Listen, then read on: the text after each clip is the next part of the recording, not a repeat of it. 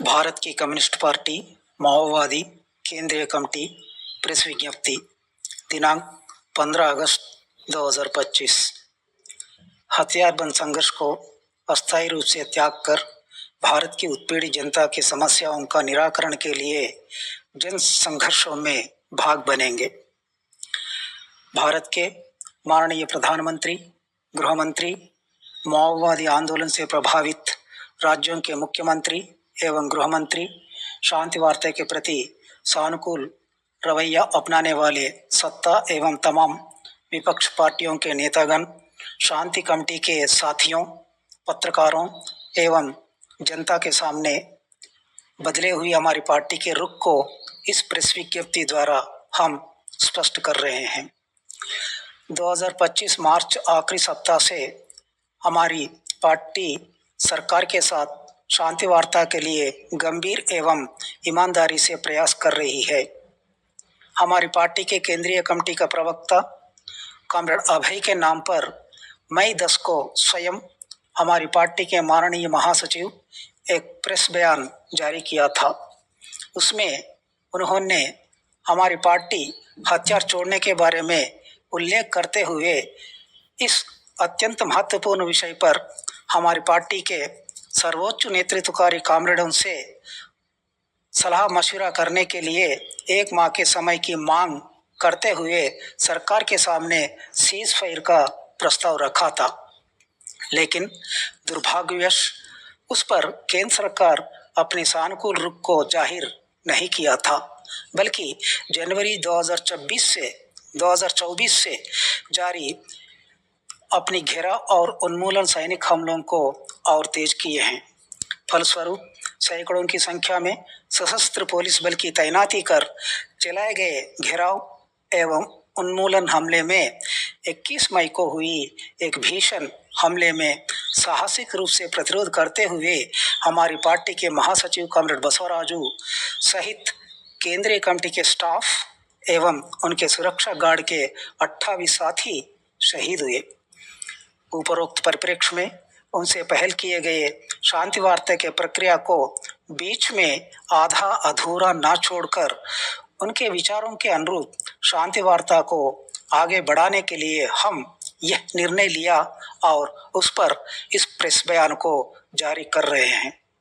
हमारी पार्टी के माननीय महासचिव के पहल कदमी पर शुरू हुई शांति वार्ता के प्रक्रिया को आगे ले जाने के तहत हम ये स्पष्ट कर रहा है कि बदले हुए विश्व एवं देश के परिस्थितियों के अलावा लगातार देश के प्रधानमंत्री, गृह मंत्री से लेकर वरिष्ठ पुलिस अधिकारियों तक हम हथियार छोड़कर मुख्य धारा में शामिल होने के लिए किए जा रहे अनुरोधों के मद्देनजर हम हथियार छोड़ने के लिए निर्णय लिए हैं। हथियारबंद संघर्ष को अस्थायी रूप से विराम घोषित करने का निर्णय लिए हैं।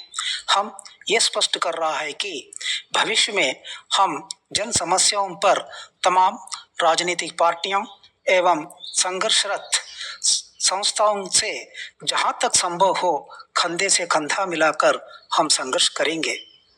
इस विषय पर केंद्र के गृह मंत्री या उनसे नियुक्त व्यक्तियों से अथवा प्रतिनिधिमंडल से वार्ता के लिए हम तैयार हैं, लेकिन हमारे इस बदले हुए विचार से पार्टी को अवगत कराना पड़ेगा। यह हमारी दायित्व बनेगी। बाद में इस पर पार्टी के अंदर सहमत जताने वाले या विरोध करने वाले स्पष्ट होकर सहमत जताने वाले साथियों से एक प्रतिनिधिमंडल तैयार कर शांति वार्ता में हम शिरकत करेंगे। वर्तमान में हमारे संपर्क में रहे सीमित कैडर एवं कुछ नेतागण साथी इस नई रुख पर अपनी पूरी सहमति जता रहा है। इसलिए केंद्र सरकार से हमारी अनुरोध ये है कि समूचे देश भर के अलग अलग राज्यों में काम कर रहे और जेल बंदी साथियों से सलाह मशविरा करने के लिए हमें 1 माह की समय देना है। इस विषय पर प्राथमिक रूप से सरकार के साथ वीडियो कॉल के जरिए विचारों का आदान प्रदान करने के लिए भी हम तैयार हैं। इसलिए और एक बार ये स्पष्ट कर रहा है कि फौरन एक माह समय के लिए औपचारिक रूप से सीज फायर की घोषणा कर खोजी अभियानों को रुकवा कर शांति वार्ता प्रक्रिया को आगे बढ़ाने के लिए और कौन से बाहर है जंगलों को शांति वनों में तब्दील करना आपसे लिए जाने वाली सानुकूल रुख पर ही निर्भर करेगी। हम देश के तमाम मेहनतकश जनता, दलित, आदिवासी, महिला एवं धार्मिक अल्पसंख्यकों और बुद्धिजीवी, मानवाधिकार कार्यकर्ता, शांति कमेटी के मित्रगण, लेखक, कलाकारों से यह अपील कर रहा है कि बदले हुए परिस्थितियों में पार्टी एवं देश के क्रांतिकारी आंदोलन सामना कर रही बहुत बुरी परिस्थितियों में हमसे लिए गए इस निर्णय को समझना है। हम आपसे ये उम्मीद कर रहा है कि तहे दिल से आप इसे समझकर हमें आपका पूर्ण सहयोग देते हुए इस प्रक्रिया को आगे ले जाएंगे। आज हम सब मिलकर हमारी पार्टी पर एवं समूचे देश के तमाम माओवादी आंदोलनरत प्रांतों पर जारी भीषण सैनिक हमलों को सरकार से रुकवाकर खून बह रही जंगलों में शांतिपूर्ण वातावरण को कायम करना है। बदली हुई हमारी रुख पर समूचे देश भर के अलग अलग क्षेत्रों में काम कर रहे पार्टी के नेतृत्व व मित्रगण एवं भारत के क्रांतिकारी आंदोलन के हितैषियों और देश के जनवादी प्रगतिशील ताकतें एवं वामपंथी शक्तियों और संस्थाएं अपने विचारों को कष्ट कर हम तक पहुंचाने से हम तहे दिल से स्वीकार कर उन पर गौर करने के लिए तैयार हैं। नीचे दिए जा रहे ईमेल, फेसबुक को एड्रेस पर आपके विचारों को हम तक पहुंचाइए। लेकिन ये बात हमारी प्रपोजल पर सरकार अपनी सहमति जताते हुए सहयोग करने की आश्वासन देने के फौरन बाद से ही हम मेल, फेसबुक देख सकते हैं। हम सरकार से ये भी अनुरोध कर रहा है कि वह अपनी निर्णय को अंतर्जाल से दूर रहने वाले हमारी पार्टी के तमाम कैडरों तक पहुंचाने के लिए आकाशवाणी एवं दूरदर्शन के माध्यम से जरूर प्रसार करवाइए।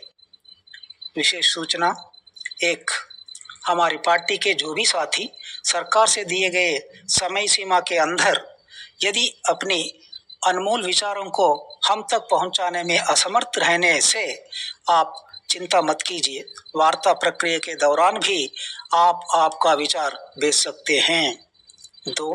देश के अलग अलग जेल में बंदी साथी भी जेल अधिकारियों के अनुमति से आपके विचारों को कृपया भेजिए। 3. राज्य committee, special area committee, special zonal committee, सब जोनल ब्यूरो सहित पार्टी के अलग अलग स्तरों में प्रवक्ता के जिम्मेदारी निभा रहे साथीगण एक मत के साथ राय प्रकट होने पर प्रवक्ता के नाम से भी भेज सकते हैं। क्रांतिकारी अभिवादन के साथ अभय, प्रवक्ता, केंद्रीय कमेटी, भारत की कम्युनिस्ट पार्टी माओवादी। ఆయుధాలు వీడుతాం, శాంతి చర్చలు జరుపుతాం అంటూ అభయ్ ప్రకటన, ఆడియో టేపు వైరల్. ఇలాంటి గందరగోళ పరిస్థితుల్లో అసలు ఏది నిజం? అభయ్ ప్రకటన నిజమా లేక అబద్ధమా అని నిఘా వర్గాలు సైతం ఆరా తీస్తున్న సమయంలో మావోయిస్టు పార్టీ నుంచి ఒక ప్రకటన వెలువడింది. అధికార ప్రతినిధి జగన్ పేరిట వెలువడిన ఈ ప్రకటనలో అభయ్ ఆలియా సోను ప్రకటన అతడి వ్యక్తిగతమని, అది పార్టీ అధికార ప్రకటన కాదని జగన్ ఈ ప్రకటనలో తెలిపారు. మావోయిస్టు పార్టీ పోరాటాలను తీవ్రతరం చేస్తుందని ఆయన పాలస్తీనా పోరాటాన్ని ఈ ప్రకటనలో ఉదహరించారు. బలగాలతో ప్రాణాలు పోతున్న మాట వాస్తవమే. అయినా ఇంకా పోరాటాన్ని తీవ్రతరం చేస్తాం తప్ప వెనక్కి తగ్గేది లేదని లేఖలో ఆయన స్పష్టంగా పేర్కొన్నారు. మావోయిస్టు అధికార ప్రతినిధి జగన్ ప్రకటన యథాతథంగా.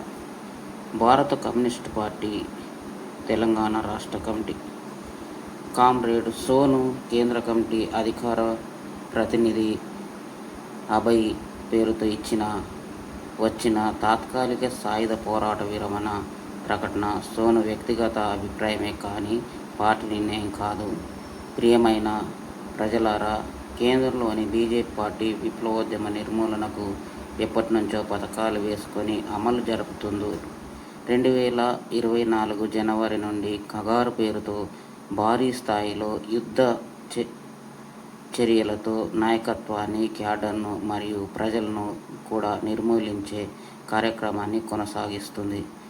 2025 మార్చిలో కొంతమంది ప్రజాస్వామిక మేధావులు పీస్ డైలాగ్ కమిటీగా ఏర్పడి ప్రభుత్వానికి, మావోయిస్టు పార్టీకి మధ్య శాంతి చర్చలు జరగాలని ప్రతిపాదన చేసింది.